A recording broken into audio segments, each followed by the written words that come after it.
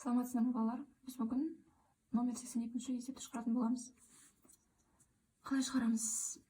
Жақшаның ішінде тұрған x плюс 13 бізде белгісіз сан, сол үшін осыны бірге жазамын. Тең 450-ден 321-ді азайтамын. Енді x плюс 13 тең 450-ден 321-ді азайтсам 129 болады. X-тен теңнің мына шетінде тұрған саннан 13-ті азайтамын.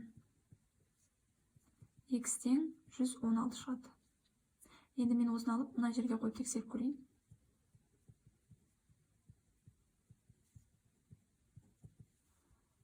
Жақшаның ішіне 116-ға 13-ті қоссам, 129 шығады. Тең 450. Яғни менің мәнім дұрыс екен. Келесі. Y мөлшері тең 200 азайту 122. Y мөлшері 200-ден 122-ні азайтсам 78 қалады. Y тең 78-ге 7-ні қосамын.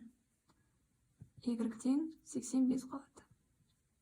Мен 85-ні мына жерге апарып қойсам, дәл осыдан шығады. Тексермей қояйын. Ары қарай. X плюс 29 тең бұл жерде қосамыз, 100-ге 204-ті. X қосу 29 тең 304 болады.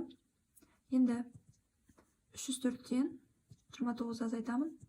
X тең 275 болады. Мен мынаны мына жерге апарып қойсам, дәл осыдан шығады. Мен тексермей қоямын.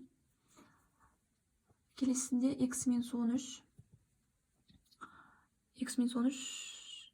Так, 53. Минус 24 деймін. Неге? Себебі мені екеуін қоссам, үлкен сан шығып кетеді. Есептің мәні дұрыс болмай қалады. Мен уже көріп тұрмын.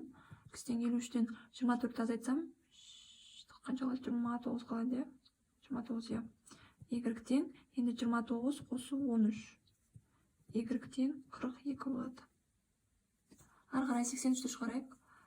Мұнда енді көбейту амалдары біз жаңа қосу және алу амалдарын өткенбіз теңдеуде. Енді бұл есепте көбейту мен бөлу екен. Тура жаңағыдай жақшаның ішін белгісіз деп аламыз. Тең 56-ны енді мұнда жаңа қосу болғанда алу қылдық қой. Енді көбейту болса бөлу қыламыз. 56-ны 14-ке бөлеміз. X минус 23 тең 56-ны 14-ке бөлсем 4 шығады.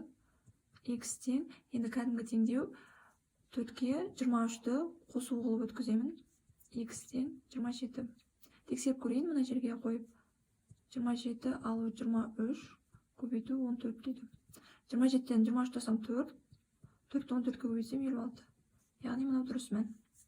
Келесі. Мынаны белгісіз деп аламын. Келесінде 200 плюс X-те 32-ні мен 12-ге көбейтемін. Ары қарай 200 қосу X-тен 32-ні 12-ге көбейтсем 384 болады. Енді осы жерден X-ті табам. Ол үшін 384-тен 200-ді азайтамын.